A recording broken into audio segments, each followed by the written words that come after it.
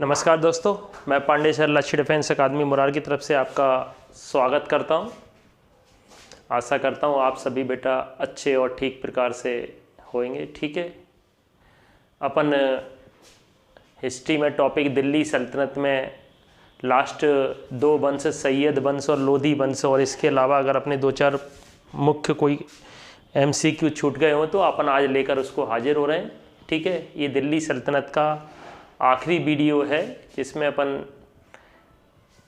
MCQ देखेंगे। ठीक है, तो बिना देरी किए हुए अपन शुरू करते हैं। पहला क्वेश्चन है, तैमूर लंग का सेनापति कौन था? तैमूर लंग का सेनापति कौन था आपको मालूम होना चाहिए। बताया था अपन ने, तैमूर लंग का सेनापति कौन था? खिज्र खां था। ठीक है, दिल्ली सल्तनत में सर्वाधिक समय तक शासक कौन बना रहा? आपको बताया था मैंने, दिल्ली सल्तनत में सर्वाधिक समय तक शासक कौन बना रहा। सब सर्वाधिक समय तक ये नहीं पूछ रहा किस वंश का शासन रहा, वो ये पूछ रहे थे सर्वाधिक समय तक शासक कौन रहा था, ये बताना है आपको, है ना। तो सर्वाधिक समय तक शासक कौन रहा था आपको मालूम होना चाहिए। बहलोल लोधी। बताया था मैंने वहाँ कितने साल, लगभग 38 साल रहा था बहलोल लोधी, है ना। 1504 में आगरा शहर की स्थापना किसने करी थी? 1504 में आगरा शहर की स्थापना करी थी सिकंदर लोधी ने। ठीक है,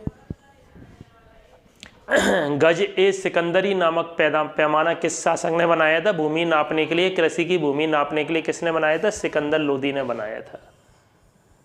और लोधी वंश का अंतिम शासक कौन था? लोधी वंश का अंतिम शासक था इब्राहिम लोधी, जिसे किसने हरा दिया था? बाबर ने, जिसको हरा के नए वंश की स्थापना की थी। ठीक है, नेक्स्ट क्वेश्चन, दिल्ली सल्तनत में किसके पास सबसे बड़ी स्थायी सेना थी? मालूम होना चाहिए दिल्ली सल्तनत में किसके पास सबसे बड़ी स्थायी सेना थी बेटा? अलाउद्दीन खिलजी के पास सबसे बड़ी स्थायी सेना थी। दिल्ली सल्तनत में सबसे बड़ा साम्राज्य यानी सबसे ज़्यादा एरिया कौन से शासक का था? तुगलक वंश में था, मोहम्मद बिन तुगलक सबसे बड़ा साम्राज्य था इसके पास। सबसे ज़्यादा इसने काफ़ी जगह जीत कर काफ़ी बड़ा अपने साम्राज्य का विस्तार किया था। दिल्ली सल्तनत में कौन सबसे पढ़ा लिखा शासक था? आपको मालूम होना चाहिए, पागल और सन की शासक भी कहा इतिहासकारों ने, और सबसे पढ़ा लिखा भी यही था, मोहम्मद बिन तुगलक। दिल्ली सल्तनत में सबसे शक्तिशाली वंश कौन सा था? दिल्ली सल्तनत में सबसे शक्तिशाली वंश कौन सा था? खिलजी वंश था बेटा, सबसे शक्तिशाली वंश। दिल्ली सल्तनत में सबसे लंबा शासनकाल किस वंश का था? तो देखिए आप, सबसे लंबा शासनकाल तुगलक वंश का था और सबसे छोटा शासनकाल खिलजी वंश का था। नेक्स्ट क्वेश्चन आएगा,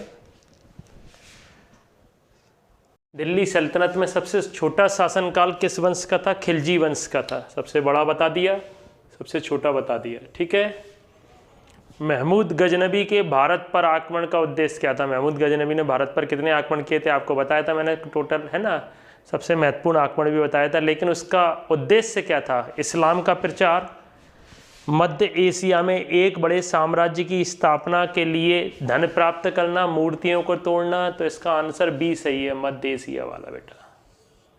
ठीक है, मध्य एशिया में एक बड़े साम्राज्य के लिए धन प्राप्त करना। मूर्तियों को तो वो इसलिए तोड़कर खंडित करके चला जाता था, मूर्तियां तोड़ना उसका मेन पर्पज नहीं था, उसका मेन पर्पज था धन लूटना। दिल्ली सल्तनत की दरबारी भाषा क्या थी? फारसी।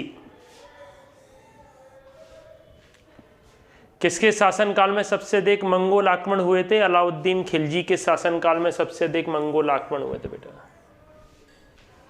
किसने दिल्ली सल्तनत पर राज्य नहीं किया? गुल खिले तो सांस लो, आपको उससे देख लिए, ट्रिक देख लीजिए। गुल खिले तो सांस लो में गौरी वंश है, गौरी वंश ने दिल्ली सल्तनत पर कभी राज्य नहीं किया। ठीक है बेटा, तो आज अपन ने दिल्ली सल्तनत के ये टोटल जो पांचों वंश थे उनका टोटल पांचों वंश का बेसिक और MCQ आज अपन ख़त्म करते हैं। ठीक है, बहुत जल्दी नेक्स्ट वीडियो लेकर हाजिर होंगे।